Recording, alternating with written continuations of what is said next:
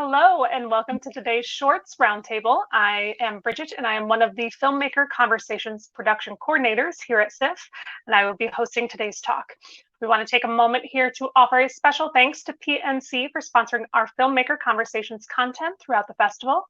On today's roundtable, we'll be joined by filmmakers from some of our short films included in Family Shorts Program 3. With that in mind, allow me to welcome some of our guests to today's conversation. Hello, everyone. Thank you for joining us. We're so excited to have you here. Thank you.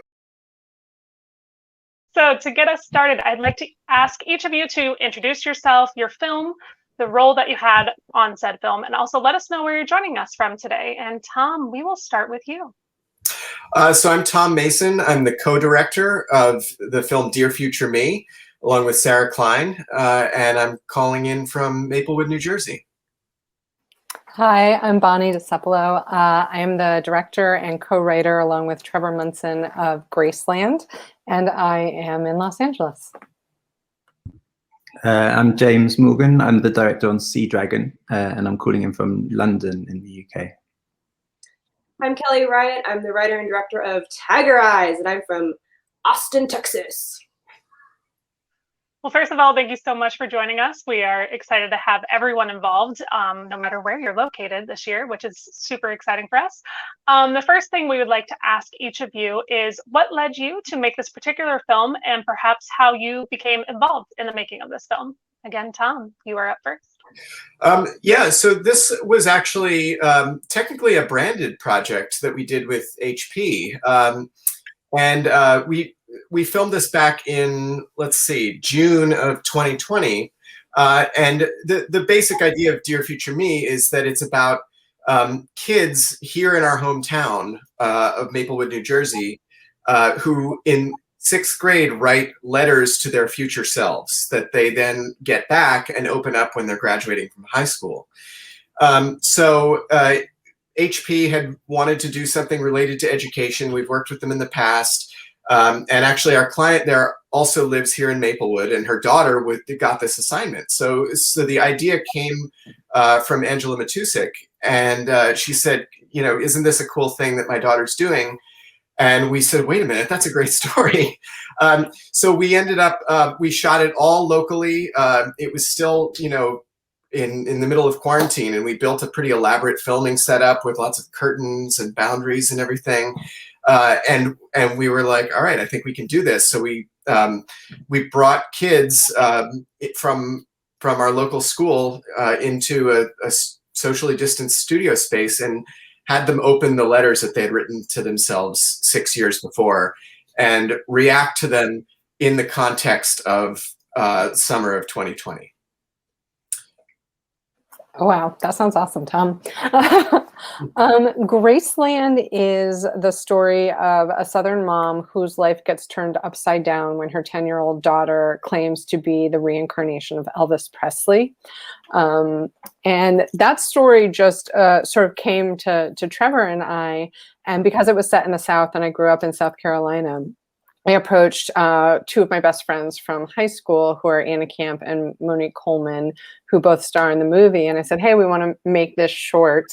And we applied for a grant through the state of South Carolina and went back and shot the movie as a sort of reunion. We had people from our high school as the AD, you know, moms were in it. It was really this like big local family filming process. Yeah, so Sea Dragon is a period film about Mary Anning, who was a British fossil hunter who lived kind of near to where I live, actually, in the UK. So I'm kind of interested in the script on that level. But her story is kind of interesting because she was ignored by the kind of science community in the 1800s when she was working. So we kind of did this heist film, which is sort of loosely based on elements of her life, but we kind of took this heist narrative to sort of show how, you know, things were being taken from her. And this is a bit of a sort of fictionalized version where she's kind of fighting to sort of take back what's been taken from her. So yeah, it's kind of a period heist film based on kind of real events from 1811. That sounds interesting. I definitely need to sign in and watch everyone's films now. Hi, so Tiger Eyes was basically a quarantine type film where I was bored and I was sitting there and I'm like, I still need to do my art, but what can I do? And I had just moved closer to my brother. I was on the way other side of town, so I never really saw him very much, and we had some family issues. I didn't really talk to him very much, and then all of a sudden, bam, I'm like 2 miles from my nephew, and it's in my face of what's going on with him. And I was like, I'm gonna write about that. So I sat down and just like hammered out the script of Tiger Eyes and just took a snapshot of what my nephew's life was like and is like when he was 10 years old. He's 12 now, and he was a latchkey kid. He was dealing with, being biracial in this very white, super white Southern town, and dealing with being raised by his mother was Filipino, mother's Filipino and his father's white. So he was raised by his father, not his mom's. Mom's completely out of the photo. So it was just like, or out of the picture. So it was very difficult, and it was a lot of family trauma, and it was me working through it. And I didn't think anything was going to happen with it. I wrote it, and then I just kind of gave it to a couple of my friends to be like, just let me know what you think. It's a first draft. And immediately one of my friends who's a producer picked up and was like, this is amazing. It's not just about that. It's about being a single parent. It's about fitting in. It's about seeing your children for the first time, even though you see them all the time. And it's a journey on with martial arts and stuff. So she was like, I'm going to give you money. Film it next month. And I'm like, it's still COVID. So, it was trying to get through that whole, I found social bubbles of like martial artists that train together during all of that. So I cast only social bubbles of them. I found some social bubbles of children at school that, were in their little groups, and only cast them. So casting was really particular with it all. But yeah, we tried to keep super safe with it all. And it was a trip. I don't think I will ever experience the rest of my life filming in this like COVID quarantine time as I did, as you guys, I'm sure, as well did. But that's Tiger Eyes. All right, so to follow up on those questions, we are hoping that you might share with the audience either some trials and tribulations that you learned while filming yours, or another fun behind the scenes story. Tom, what do you got? God, I think about two things. One is shooting during COVID, which is just like walking through mud. It was what it felt like. It was like everything that you normally just pick up a camera and go do. There's so many more layers of keeping the subject safe, keeping yourself safe, and so we were so much more limited in what it felt like we could do. And in this case, it ended up creating a useful creative box for us to work within. That like, okay, we're filming each of these kids in this specific set, in this classroom set at a desk, and everything in the film is going to be of them in that location, and we just have to work creatively within that. And we did.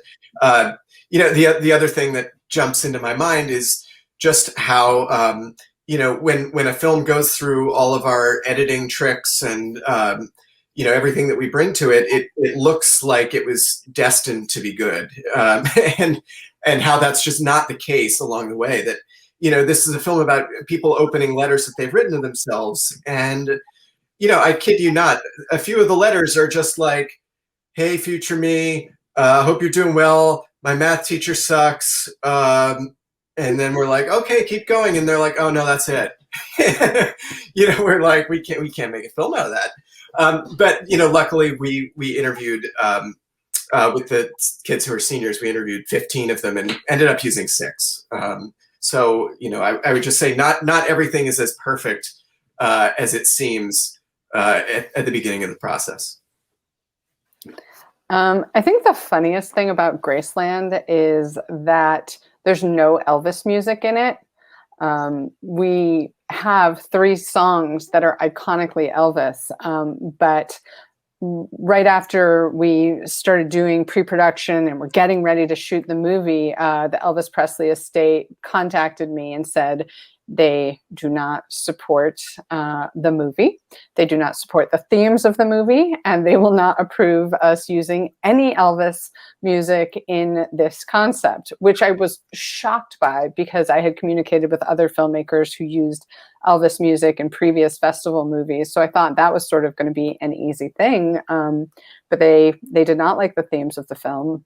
And so we had to scrap it and recreate all of the Elvis music from scratch. We originally wrote into the script to use Jailhouse Rock. And then when the Elvis estate said no, we had to sort of reconfigure the whole thing. And so we got the rights from Carl Perkins, who had Blue Suede Shoes. And then we had Elvis impersonator named Lance Lipinski record all the vocals in Austin, Texas. And then he sent us the tracks, and our music supervisor recreated both Amazing Grace and Blue Suede Shoes from scratch in order to sound like we have Elvis. It's like the craziest, most difficult thing we did on the film, and no one will ever know it's there. So we had no issues with Elvis at all on our shoot. And no issues with COVID either, because we took so long to make the film that we actually shot it quite a few months before COVID struck. We did have so our film focuses on Mary Anning's discovery of an ichthyosaur, which is a type of marine reptile that lived however many thousands or millions of years ago. And for the film we recreated the skull of this thing, which is like 2 meters long. And the sort of opening scene of the film is her finding this thing on a beach. So we went to the beach where she actually discovered this thing, and it's a popular place in the UK for kind of amateur fossil hunters to go looking for.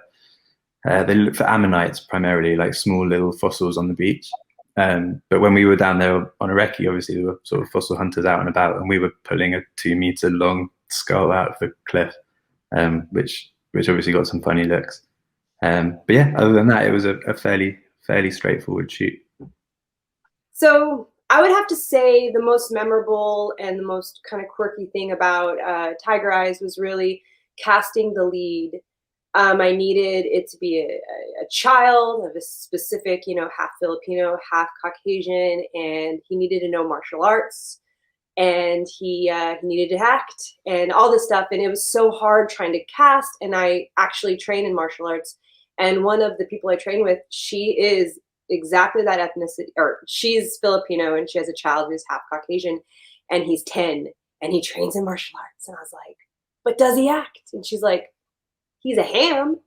And I was like, oh, let's do a screen test. So there's a training montage in the film, and I did this quick little cute screen test with him, because not only does he have to, hold as a lead in this film, but there's barely any lines. So he isn't hiding behind, these lines memorized. He has full on we have to do facial expressions and body movements that is purely that's it. That's all that he has to convey how he's feeling and how he's dealing with all these situations. And so it was like a tall order for a 10-year-old. And so we did the screen test, and on top of that, thinking about the amount of hours in a day of trying to film this. And I was trying to get him only 6 hours. I was trying to just on set, shooting immediately, everything's lit, and then 6 hours later, we kick him out and we break down or get any other shots that we don't need him for, right? So that's like the ideal world. But with COVID and trying to just keep everything sanitary and safe for everyone, they were 10, some 12-hour days, and we weren't union, so we got to push him to the envelope with that.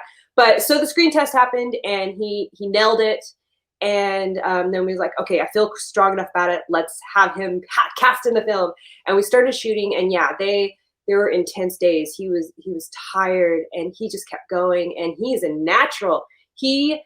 You don't have to tell him, okay, act sad, pretend your puppy died. You don't have to do anything like that with him. You just say, hey, listen, this is the scenario. Your dad's going to yell at you. You're sad.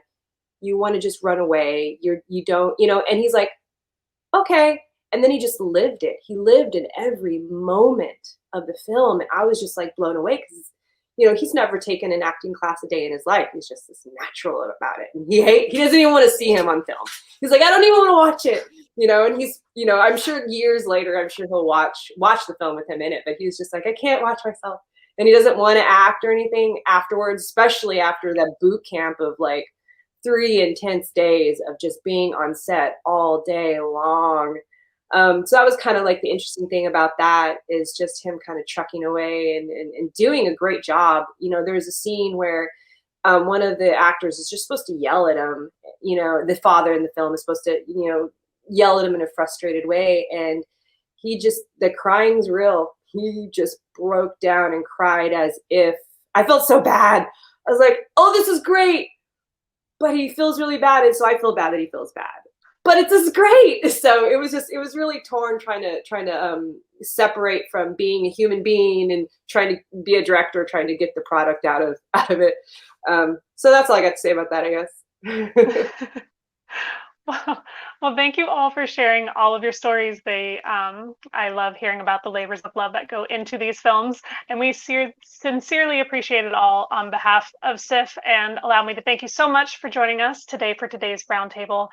And in addition, we have to thank you, our audience, for joining us for today's Shorts Roundtable. We wouldn't be here without your ongoing support, and we are so excited to be there with you as you bring film home.